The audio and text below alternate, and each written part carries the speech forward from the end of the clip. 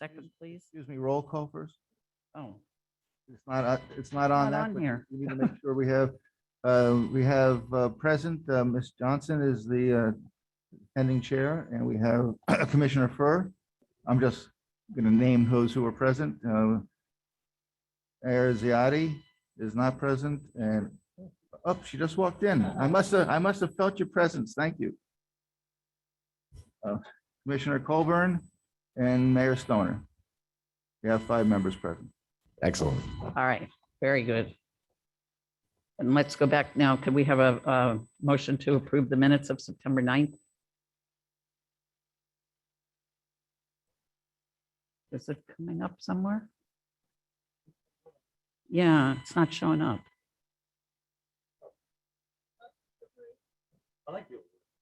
I do. In a second. So we have a motion and a second. All in favor?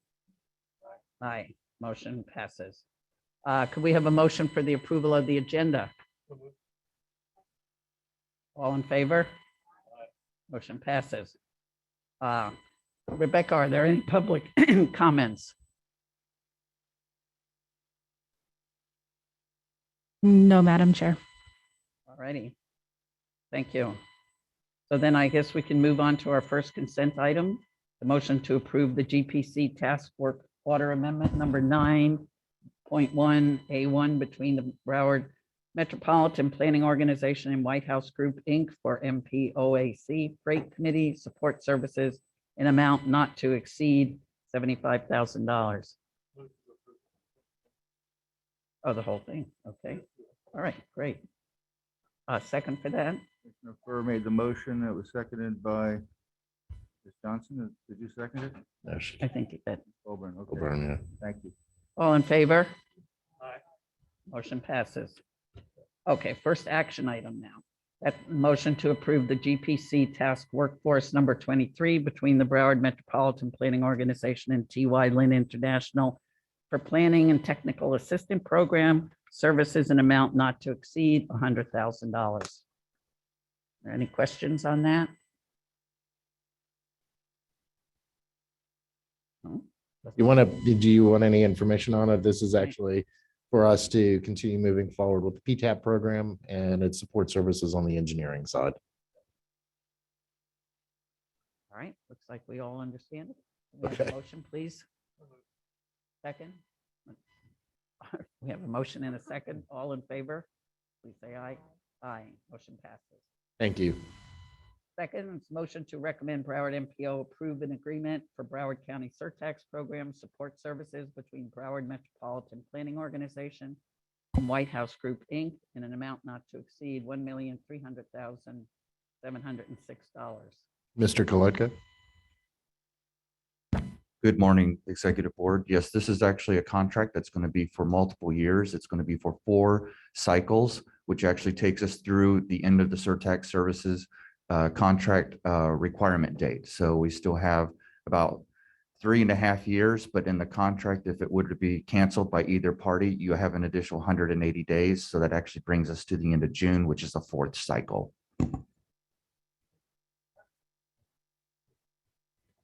Would you put your mic on, please, Commissioner? Just, was there an RFP that went out with White House? I forgot. No, sir. We actually used them as the only reasonable source because they developed a database that was unique and created de novo. So we utilized them in order to not have to go back out, because otherwise the new vendor would actually be required to learn this new database, learn how it works, the coding language, et cetera, and we couldn't pay them. They came out of the library, I think is what the question is. Oh, okay. The initial conversations, they came out of the library, and they are the only vendor in the library that met the county's local Requirements as well as their. Did they help you establish the protocol for all the ranking? Yes, Okay, so they helped you develop that. So it's a natural continuum, is what you're saying. correct. This Any other actually goes to. And how much, one more, sorry. The initial contract, what was that initial contract for? How much? 250,000 Per year, for a year. per year. So this is taking for 4 years. Yes, and it actually is increased in the scope from the previous cycle when we met with county staff, the map administrator and the map general counsel, or the county attorney assigned to map. We talked about the scope and the recommendations from the county administrator, and it increased in scope. So that's the increase that you're seeing, as well as a redevelopment of the ranking tool under the guidelines set forth by the county administrator. Okay, and can you just let me know what increased in scope? A lot of it is going to be assistance and outreach to the municipalities. For instance, this past round and the round before that, cycle 2 and cycle 3, we had an open period for submission of projects. And what we saw is that 90% of the projects were actually populated into our system in the last 2 days. And we gave them as a first come, first serve for looking at the application. And as a consequence, only about 43 projects made it through legal analysis to be ranked. And the county administrator advised us to hold 2 different time periods, one for submission of the actual projects itself. We will have a time period to assist the cities in any deficiencies in their application, then send it over to legal for analysis and then ranking. So it's actually providing some technical support. Correct. And lastly, sorry, I have so many questions. And lastly, I guess we're going to White House to some degree to avoid conflicts, or for MPO to avoid conflicts with your own other services that you're providing to other cities, et cetera. Correct. Is that kind of the genesis of this? Well, that, and they're the only reasonable source. So in their contract language that was developed between our attorney and the county attorney, there is an independence clause in there where the White House group has agreed not to work with any municipality on surtax projects throughout the span of this contract. So that should take care of that, the Conflict. genesis. Yeah. Okay, all right. Glad we got there. Yep. Motion to approve. All right, all in favor? Passes. Okay, just to remind the executive board members, and I know the attorney was about to do this, is this actually will travel to the full board for approval. We appreciate all the questioning today. Me to ask them all again? Yeah, you Yes. can do it all over again if you want, and that'll polish Brian's responses. So this is a good thing. Right, moving on. Motion to recommend Broward MPO Board approve amendments to the rules of the Broward Metropolitan Planning Organization. Mr. Gabriel. Okay, so as you recall, last meeting, we adopted ability for the board to actually participate using the computer services and Zoom and whatnot. So we took this forward, and this is for the committees to do the same. It's basically your original rule that you had adopted for yourself, but this does not have the 10 minimum number of members, because of, in this case, our committees have so many people that attend and participate that it would be difficult, and they're all different, as well as all the other requirements that you put on yourself are part of this one for the committees as well. So it's recommended that we proceed and adopt it. And this does go to the full board for 2/3 vote to approve. Any questions? So shouldn't the actual motion state that it's specifically for the committee? You could. It's a general rules amendment, but it is specific for the committee, and you can make the motion that way. That'd be fine. Only because the number's different, obviously. Yes. Correct. I had actually written it in as for committee use of CMT, the computer media technology. Okay. I just wanted to be clear. So if you're directing that the amendment, I'm sorry, that the motion be amended to include that, then that will Yeah, well, reflect that and will be brought forward that way. Yeah. Thank you. Motion to approve. All in favor? Aye. Okay, motion passes. All right, next we're going to review and discuss our October 14th MPO agenda meeting. I don't know if you all want to go ahead into that, but basically we're about to have that conversation at 9:30. If you look at the agenda itself, it's actually fairly concise. The consent items themselves are for the Mobility Hub program for downtown Fort Lauderdale. This is not a financial issue. This is actually just moving the completion date forward because they're in negotiations with the vendor that constructed the project to come in and resurface again the project area. There are 3 action items. One is the rules of the MPO as amended, since we discussed it. The second is a subrecipient agreement between the Broward MPO and the South Florida Transportation Authority. That's the SFRTA, or also known as Tri-Rail. We had some fund balance left in our grant that we had subrecipiented over to the county to do fare interoperability. BCT completed their portion of the fare operability side, and SFRTA would like to be able to also comply with that. So the balance of the grant would be going over to the RTA so that their systems would be interoperable with BCTs as well as Miami-Dade. So we're very excited about moving that forward. And then finally, what we discussed earlier. On that same point. Sure. Does that mean like somebody gets on Tri-Rail and they're able to get a transfer onto a bus? That's the hope. Yes. The hope. Yeah. Expectation. That's the expectation. Yeah. Thank you. I'll use different words. Yeah, hope doesn't sound quite there. Hope and prayers. Mike, please. Yeah, that's it. Okay.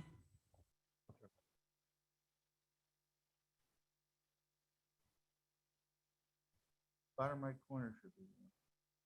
That's between Miami-Dade County and Broward as well? We actually did, well, the first agreement we did was with BCT and us, and then they worked with Miami-Dade Transit and Palm Tran to actually come up with an app that would interface between all 3. This is actually to bring in Tri-Rail onto that. Okay. Bottom right. I'm right. So when would this go into effect? Well, it took us 5 years, 6 years to get the BCT interoperability moved. So I'm hoping it will be faster than that. It takes a while. It does. It just does. They get into conversations that they don't, necessarily need to have on common fare. This has nothing to do with common fare. It's just moving from one vehicle to another. My shoulders slumped on that. How about I say this? What if we say it gets into effect by the time we have commuter service on the FEC? There. I don't know if that's better. Or about Yeah. It'll be used on all. Yeah, exactly. I hope to have it on my phone. All right, I'm sorry, Madam Chair, did we have a motion and a second on that one? Oh, I'm sorry, I'm just going over the agenda. I'm like ready to get this gone. On my side of the table, we're gonna do, myself and the attorney are gonna do a couple little presentations. Just to let you all know, and I don't know if you've been following along with our e-blast, but we actually won the National Highway Safety Award. And of the 400 and some odd MPOs in the country, this is actually a very unique thing. Secretary Buttigieg provided the presentation to the organization for the award. It is basically our Complete Streets Master Plan that would receive the award, and then we utilize the Wilton Drive example of a Complete Streets project because that one was a road narrowing. There was about a 60% reduction in fatalities and a 50 some odd percent reduction in serious accidents on the corridor. But one of the things that they were most fascinated by is even though we did a road diet, it had a 30% increase in capacity. So it was counterintuitive to eliminate a travel lane and then have an actual increase in capacity. So they are very fascinated with what we've been doing. So we won this award, and I'm going to present that at the full board meeting because this is actually really cool. We were one of 7 in the country to win this award. It's every 2 years. And as like I was saying, for an MPO, I think there might have only been 3 in the nation that's ever won. And we are now up in that top 3. So very kudos to the team here at the office. Kudos to our partners at FDOT and the cities as well as the county. And, this is actually one of those things where you go, we actually might be doing the right thing. So, proof is in the pudding is set. So with that, that's kind of what we're going to talk about. And I'm also going to mention the AMPO presentations. We had a fairly decent sized contingency that went out to Scottsdale, Arizona for the National Association's presentations. And we had about 5 presentations that we did. Miami-Dade did about 4. And, we were well received around the nation, and a lot of questions and a lot of people asking to come down and visit with us to learn the different processes that we're doing here at this MPO that they can bring back home to theirs. So very cool. Any other things for future agenda? And then finally, we're going to have when you go home, and we're going to be bringing forward the dates of the agenda for the meetings. So I'm going to guess we're going to keep doing this at 8:30 in the morning. Unless you tell us otherwise, the idea was we would continue to have executive in the morning prior to the board meeting, and then actually keep the board meeting on the Thursdays. There is a conflict again, and I actually had a great long conversation with Aldelma and Commissioner Furr's office. We set our calendar dates, and then the county commission created a calendar date on our Thursday. So we have another conflict coming up. I have to have that meeting because we have to adopt the work program for the Department of Transportation. And since the second Thursday of the month is actually a holiday, everybody's off. We have to have it on that Thursday. So we typically meet on Thursdays. So Will the rules that we're putting into effect today can we use those virtual rules on this? you would be able to. Then my suggestion or request, Yes, sir. because none of the county commissioners could be there. Right. November 4th. Yeah, because you're setting taxes that day or the budget, right? No, well, we changed it from election day to, Oh, okay. that's why we changed it. You're not gonna have a meeting on election day. Is it normal for the county? I don't remember the county commission meeting on Thursdays ever when I went. No, and so we needed to have it that week, but we're just Okay. not gonna do it on election day. Okay. If we were able to start prior to the commission meeting, then commissioners could, Mhm. Maybe there's a way of doing that a little earlier. I don't know if I don't even know if the county commissioners. I'm speaking for myself. Well, hopefully you'll be able to zoom in for this meeting. Well, that's what I'm wondering. But if the action items were done immediately early, because our meeting is going to start at 10. If there's any way of doing the voting prior to that, then we could take part in that. We could potentially move the agenda around, to actually get it up to the chair, but we could move the agenda items around so that way the action items are the first thing. If it's okay, I would request that. Is that all right? For the November meeting or all? No, I think it's November. Well, it's going to be virtual. Yeah, it's going to be tough, but at least it gives the opportunity. And it's not there's not a big agenda for that. It's just the work program, which is huge by itself, which is $1 billion. And this year it's a little bit larger because of the CARES Act money and all the different stuff that's happening at the state level. So, you're going to see a fairly robust budget. Does that meeting starts at 9:30 Yes, sir. normally? That's kind of tight. No, this It's real tight. next. Thursday. Um, Yeah, the 10 o'clock meeting, Yeah. Even virtual. Yeah, even virtual. is tight. Any chance of moving that to 9? Is that Sure. asking too much? I know I'm asking a lot. The Well- executive board meeting moved to what? I know. Oh, yes.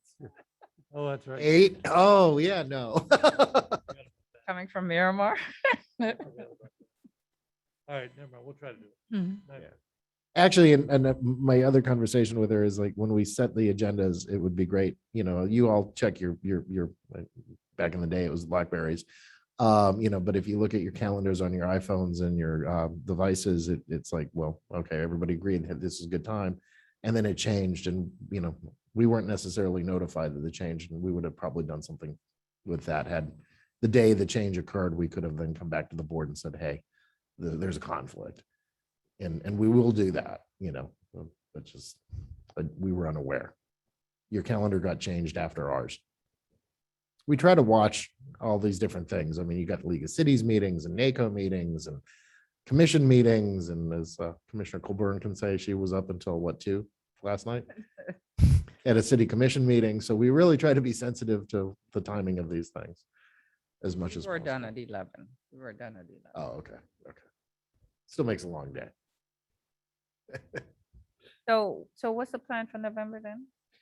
We're gonna try to move the agenda item, the action items up front in the November meeting. So we'll have the consent and the action items as soon as, once we get past the approval of the agenda, and we'll move public comments. And the and- date of the meeting is going to be the 4th? Yes, it is the Okay, 4th. We're gonna try to make it happen on the 4th. Yeah. Right. We set that date. How many action items are there? Do we know yet? I believe there's only 2. It's the Turnpike and the work program. We may have a random item. I don't remember there being more than that. Do you? Yeah. Can we set like a preliminary agenda for the, not just the following meeting, which is right next to us, right after this? Yeah. But a month in advance, going forward. Because at this point, it's the same day, so we're really not setting the agenda. The agenda is set. We were wondering that in staff as well. It was a- So I think the agenda we really need to be setting is the one for the following month. Right. So we would need some additional information at the executive. if you don't mind it being very, very drafty, because it's It like has- hard to yeah. get the, agenda items written and all the rest of that this early on. Because things change. Even the work program, we just literally got it yesterday, the draft tentative work program, or day before yesterday. And, we're still reviewing it. It's literally, But I agree with that on this. Because this, for us just to say, here's what we're gonna do today, it doesn't make that much sense. we'll do what. I mean, we barely need to be here for that, because it's already gonna be there. But if we're looking for the month ahead, that's what we should be doing here as an executive committee, Correct. which is what we've always done, is look toward the future of it, and then you can plan for it and get ready. In this case, we can't plan for, I can't even tell the county, I can't prepare for anything. Like we said, we were actually we were going back and forth with this, going, okay, well, they moved the dates up and we used to, have the week before the meeting, it was like, here's the agenda. This is, with all the detail. But this time what we'll be able to do, and Rebecca and Carl, as you're listening to this, we'll just do what we have as the advanced agendas. Because we actually have the agendas planned out all the way through January. We already kind of know where the December meeting. We already know what's gonna, the major issues that should be coming up. Right. Yeah, it would be good that we go ahead and set that both for the executive committee and for the full body as well. Perfect. And with all due respect to Commissioner Furr and the rest of the county commission, if they're not here, smaller cities Get to vote. are able to vote, which they typically are not. So I'm just putting that out there as the representative for small cities. I wanted to just ask one question. Why is it a conflict anyway with election day, having your meeting? Because it's not like big election day and Yeah, yeah, everybody but- just needs to vote, which wouldn't interfere with any of our Because morning oftentimes- meetings. If you're an elected official and let's say you're running, then you want to be at the polls trying to, Oh, so you've oh, got yeah, two that's right. I forgot about So that. I think they have what, two Yeah. people people. are running. Right, So it's right, like, I forgot that. yeah, I mean, they would like to be at the. No, polls. no, I understand. That's not my district, so it went out of my mind, I don't have a lot of mind anyway.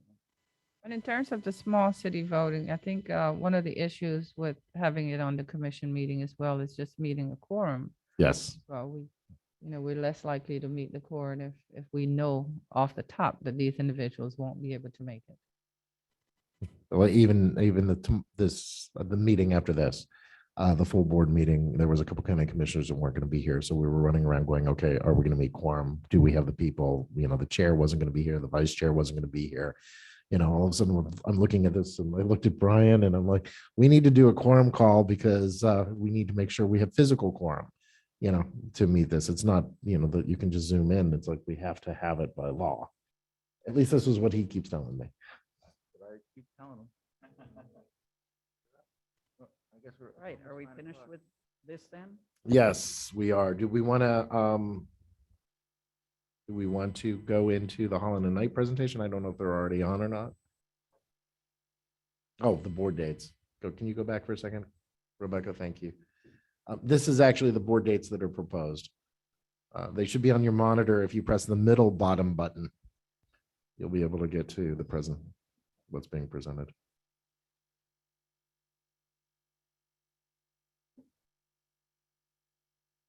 Let me just take a picture of it. Yeah. I'll bring it to the. Oh, that's a good idea. There's an idea. Yeah. And just so everybody knows, there's a retreat on January 13th. Even though there isn't a meeting, it's what we do, the board engagement forum. Yes. All of these. What does that mean for us newbies? Board engagement forum is kind of like a regrouping workshop. We go over real specific issues that are happening in our region. We have it's a less formal environment. You're there to like a workshop. You're talking with your colleagues. We typically provide food, live entertainment, us, and that way. And so, yeah, Brian takes his mask off. There it is. Yeah.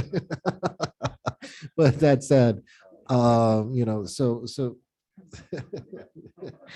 it's actually, it gives you a chance to have a more in-depth, and we'll also break out sessions where we have the 3 rooms on the side, and you join teams and you go and have real direct conversations. And we anticipate that this year's is going to be just really kind of fascinating, setting up the future conversation. A lot of it with the coastal link, I'm imagining, will be on there. Some conversations about the BCT master plan. By the way, I'm hoping that they'll come in and participate on that, so there'll be more direct conversation with the board members. And then, we're going to be focusing down on what happened in Washington, D.C., and where we're going to be able to take the organization with the funding, hopefully, that will be passed, and, have that discussion with the board as well. What areas do we grow into? Because right now, the way the bill is, the bipartisan bill that's sitting in the House that passed the Senate, has us actually having, and I think Lori and Lisa and Jad and Paul will get into it later, but there's areas, housing, economic development, there's a bunch of areas that we're going to be allowed to go into, including sustainability as well. So, we're going to ask you, hey, where do you want to go with the money? And then we'll come back with action items after that. So I expect the January retreat to be kind of interesting from my geeky perspective. You have some sort of a forum or conference or something coming up as well? The Broward MPO? Oh yeah, that's actually, we have 2 different, I'm sorry? November 15th. What's November 3rd? Oh, so Paul, come on up. There's a bunch going on. November 3rd is actually Paul's going to talk about that. But then November 15th, we're having the awards ceremony at a luncheon at the Signature Grand. That's going to be really great. We actually, have hit our goal as fundraising side of that. And we're going to be honoring a group called Komodo, which for their efforts in encouraging minority participation in construction of transportation projects. We're going to be awarding Dick Blattner with a Lifetime Achievement Award, and focusing on what he actually delivered during his 17 years serving on this board in the city of Hollywood. We're going to have an award for former board member Christine Hofshansky. She actually at the Tallahassee level, which is freshman, it's very unusual, got a bill passed for bicycle pedestrian safety revisions. That bill had been stalled in Tallahassee for about a good 5 years. So her effort pushed that one over the top. So we'll be awarding that with her as well. And then we're going to be having a keynote speaker who will be talking about the future of transportation and where they believe it's headed. Not just a futurist, but an actual incremental conversation about how the transportation system here in the United States will morph and the direction it will likely head. That'll probably take 10 to 11 minutes for that particular presentation. But we're really looking forward to that, and your participation at that luncheon will be great. And then after that, we have another effort that we will be doing in May, and that's a national group that we're bringing down here. They were supposed to be here last year in May at the Riverside Hotel, and that is all the MPOs from around the country will be coming in for a technical policy workshop. And I'm going to probably lean on many of you here at the executive to come in and share your perspectives of being on an executive committee in an MPO, what the MPO does, what it means to you, what it doesn't mean to you, and then kind of get your views and opinions from folks from around the country. And I think that will give you a great view. And lastly, that will fit in between all of that is a Safe Street Summit we'll be doing with Miami-Dade and Palm Beach, and that one will be down in Miami.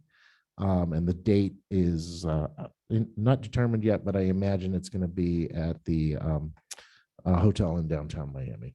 And we'll get all that details for you as well. But Safe Street Summit is great. There is a elected officials roundtable that we usually do every year, where you can get to talk to the speakers that we bring in, and also to your colleagues in Miami-Dade and Palm Beach, as well as elected officials that come in from around the state. And we anticipate that that's going to be pretty heavily attended. And before Paul goes, I have one last thing, and I forgot. I'm not going to be at the November meeting either. I was asked to deliver a speech up in Pensacola on this. So, they're really fascinated with the work we're doing. So I will not be actually at the November meeting. Brian will be running that meeting with Alan. Paul. Thank you. So if you've seen in our Mobility Mondays, which come out every Monday, it's the list of everything that the MPO is doing for the next couple of weeks. We actually have two things going on November 3rd. In the afternoon, our Complete Streets team is doing a workshop. I'm not quite sure on the topic, but knowing them, it's going to be very educational, very informative, and very interesting. So that's going on in the afternoon. On the morning of November 3rd, we're doing a grants workshop. And that's taking you through essentially the mechanics of how do you submit a grant. Everything from planning and project selection, what's involved in submitting the grant, how many resources do you need to dedicate during that, what do you need to do for the upfront work, and then also bringing us together as a region. We're going to have our in-house experts on the planning side, our team from Trans Systems talking about the application process and the data, and we're going to have Holland and Knight on to talk about, okay, so once you submit, that's just the first half. What other work do you have to do? Do you have to do then? And we even have them on the phone right now. Just to add to that comment too, we're going to be running through all the discretionary grants that will be in the bipartisan bill as well, or anticipated, should that pass. Because there's, what is it, $500 million or $1 billion worth of 100 billion. $100 billion of discretionary funds that are new. And so as our friends up at USDOT have said, if you wait for the NOFO to come out, you're waiting too long. You want to go to Holland? Before you do that, on these dates and so forth, in addition to the MPO dates, if you can just give us the other dates as well, events that are upcoming that we may want to take part in, or some of that sort. The November 15 event, that is the first time that we're doing that event? I don't recall that. Yes. It is. Yeah, that's the first time ever. Okay. Right, because the first time I saw it was when it came in the email announcing it. It was never any discussion at our board meetings and so forth. Yeah, it was surprising to me too. I was like, oh, That's we're going to not do good. this. Well, we don't usually do an awards banquet, and then we're at the point, there was a feeling that we were at the point that we can actually do that, especially there was actually a public demand And then I was also worried about COVID. That is very true. I think it's a good thing. I just, I'm just asking for us to be informed ahead No. of time, when we have these things being planned. Did you all get a chance to meet Velma Hurtado? She's my new assistant, and what they'll do is we'll put together with a public involvement group a list of dates to send out, important dates for this year and in the next year, and send it out to everybody here. That would be good. Thank you. Okay. And I did meet her. Very nice. Thank you. She comes from LA, so it's very friendly. We're going to Holland and Knight. All right, so Lori and Lisa from Holland and Knight are on the phone. And don't forget to mark your calendars for November 19th for that awards banquet. Hi, good morning, everyone. We're going to give the best overview of Washington we can give. As you know, it has been very interesting times in DC as Congress tries to negotiate out a reconciliation package. And as I know you all know, how that reconciliation package moves forward is because it's tied to the bipartisan infrastructure bill. All eyes are on how that reconciliation package moves forward. So while we were leading up to the end of September, where we had the FAST Act expire on September 30th, Congress went ahead and did a 1-month extension of the FAST Act. So now it will expire on October 31st. We're just shy of that by about 16 days. And hopefully, and I'm saying this kind of in jest because I don't think it's going to happen, and Lori can kind of chime in on this, but they can come to, make further progress on that reconciliation bill so that the progressives in the House will allow a vote on the bipartisan infrastructure bill on the House floor before that October 31st deadline. Unfortunately, where we are at this point, they're still trying to figure out what that top line funding number of the reconciliation will be. The House has already marked up its bill. They spent, about 2 weeks in September in the House marking that reconciliation bill up at $3.5 trillion, but it won't pass the Senate at that high level. And so it's going to look something more between about 1.8 and 2.2 trillion. They're just trying to figure out, I think, in terms of that, I think their strategy is in terms of figuring out that top line number, what will actually be in the bill, make it at the end of the day. And, we have senators like Senator Sanders really pushing for Medicare coverage to be included in reconciliation. That comes with a very high price tag. And so when they're trying to, kind of almost break the bill in half, what stays in, what stays out? Lori? Morning, everyone. As Lisa said, we're very well going to probably have a bill that's going to be less funding. So as she said, funding programs could come out.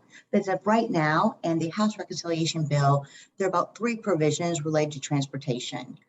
To avoid the double dipping is what the president has required. Therefore, you can't have, for example, money for the exact same program in both bills. The House Transportation Infrastructure Committee put together a program at HUD for capital investment grant projects for transit. Therefore, as you get money from transit, you have to make sure you're providing affordable housing along the transit route and also providing access to underserved neighborhoods. In addition, for roads, it directs federal highways to put together a greenhouse gas emissions practice and metrics, and then an incentive program for states that meet that. But as Lisa said, some of these programs may come out or the funding will be decreased, but that's all that's in there that's transportation related. And then lastly, as they always do, Congress did not finish up all of its 12 appropriation bills before the end of the fiscal year, September 30th. So they passed a continuing resolution, which provides funding for the federal agencies at fiscal year 2021 funding levels. The CR lasts until December 3rd. We'll probably do another CR, and Congress will get the omnibus appropriations bill done before they leave. and right for Christmas. And then the last part of this puzzle is the debt limit suspension. And so a deal was made last week to lift that through December 3rd, which is, as Lori just mentioned, the date of the continuing resolution. Because the Republicans really want the Democrats to put any longer debt limit suspension into the reconciliation package. So December is shaping up to be very busy, and I would expect that we'll see a couple more extensions have to be put in place, and and possibly working close up to the holidays, Christmas Eve. My guess, if I had to place a bet, they'll adjourn sometime around December 22nd.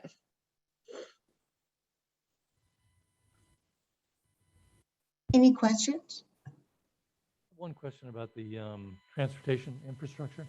Mhm. How much of it is, because we have a rail project going down here, and I guess we're trying to figure out, does it make more sense to go for a rail grant or for a, not sure what the other would be. But, Transit? yeah, well, it's for a coastal link. But what's, in terms of how much, I guess, percentage of the infrastructure, how much is that of rail is there? Is there a lot of, my understanding is there's more in rail than normal. There is. Hold on, I'm just pulling up the numbers right now. There's both money for rail and for transit. I think when we last talked, you were trying to figure out if you want to do it under a capital investment grant program or if you want to do it under rail, if I remember. Isn't it easier? Is it easier to do it through rail? If you're doing a coastal link? If it's a rail project? It depends on rail. There is a competitive grant program, whereas capital investment grant program is competitive, but you're in a pipeline. And once you complete that pipeline for 3 or 4 years, you're guaranteed the money for 5 years. Mm-hmm. But you're right, there's $15 billion for the capital investment grant program, which is a record amount. And then for rail, you would have the federal state partnership program. And you also have Chrissy as well, which you can use for track work. Right, Christie's going to be a mandatory $5 billion over 5 years. And Is there any difference in the kind of studies that have to be done, like environmental studies, between for the rail money or for the other environmental impacts? Or is it easier to do the rail ones than the highway? That's what I'm asking. Easier than highways, you mean the environmental requirements? The NEPA studies? Is that what it's called? Yes, NEPA, exactly. I have heard that FTA is a little bit easier to do than versus federal highways. I think it depends on the type of project and the funding level for the project. Is it quicker? So it would be quicker. It's easier, I should say quicker. I think it's easier to work with FTA versus federal highways on NEPA, but it really depends on the size of the project. Is the project, what is the total cost of the project? What are you guys looking at? We don't know. Okay. I mean, this is for we're looking at whether to do a bridge or a tunnel over the New River.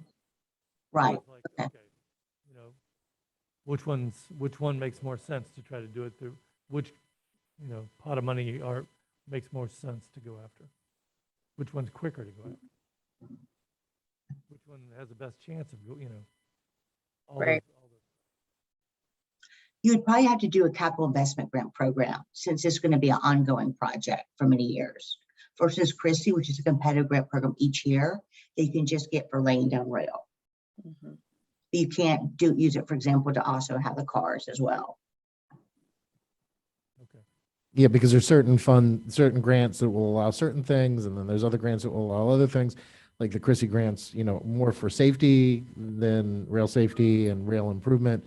If we end up doing an EA on the particular project, we can kind of move things a little faster through Federal Rail Administration potentially. But that said, then that kind of goes, okay, well, where does the grant money to actually buy the vehicles? Where's the grant money to do a bridge or a tunnel? Where is, it's not necessarily an easy answer. And while there is a lot of money, it still has the requirements that go with it. And we're gonna, our friends at Holland and Knight will be there to help us out as we go through this together. Well, the reason I'm asking is I think we need to start thinking strategically as to where each pot of money comes from, and it doesn't all have to come from the same place. If you're doing, and I don't know if it does or not. Well, even when I think that's a really important point, great suggestion. It's the strategery of this thing. Right. And that said, when we all are looking at grants, you just don't throw every grant at the wall and say, okay, which one's going to stick. We have to have a plan to go there and then not apply for, and Holland and Knight are always good at telling us this, don't apply for everything, focus, make sure you have one regional thing that you need to submit. And that way we're not all submitting, and what happened this year, even with the RAISE grant, some cities submitted, the county submitted, we submitted. It becomes, the USDOT goes, well, what's your priority? Right. And so, the whole idea of getting everybody together is to prioritize a process for applying for discretionary grants up in Washington. So we're not just throwing a bunch of stuff at the wall and saying, yeah, the Biden administration has more money than God, and they're going to just spend it willy-nilly, because they're not. USDOT does have rules. Well, and I'm sure Brightline is trying to be strategic about this. They're going to be here today too, so we Okay. can even ask them. Yeah, because if we're going to be working together, if this is a public-private partnership, we all got to get on the same page. That's all. Yes, sir. Lori, Lisa, do you have anything else for us other than we know we're going to go through another extension? No, we'll just kind of keep you updated on that because as you saw towards the end of September, it came right down to the wire on what they were deciding to do. So, that was fun on a Friday night. But, we'll keep you updated as we hear things. To share with the board members, as we were talking about, as you get to the Friday night and go, oh my God, they didn't pass a continuing resolution. Right. We actually reimburse at the federal level through the state, but when this feds stopped the billing, it was just like, okay, we have nowhere to reimburse. And at that point, it's like, okay, well, what does this mean? On a funding side, and our CFO could, express this in great detail, we literally can't start reimbursing until the 15th, which is in a few days from now, based on the current bill, which expires on the 30th. So there's a whole nother balancing act that we do in the finance side of things to understand exactly how everything's moving along. And that actually impacts all of our construction projects too, that are going on down here in South Florida, not just here in Broward, but very fascinating times. I think, Lori, Lisa, there was one time in my career that I think there were 7 extensions. Wasn't that it? Continuing resolutions. And then they finally passed a bill. So, we've lived through this before. We'll live through it again. All fun. Thank you. Yeah, thank you. All right, I believe we're at the end of our agenda, unless anybody else has anything they need to say. Our next meeting is will be November 4th, and we need a motion to adjourn. So move. All in favor? Motion passes. We're good to go. Thank you. See you in 10 minutes. You can experience our new bathrooms that they put in too, if you need to. Right? Beautiful. One could only hope.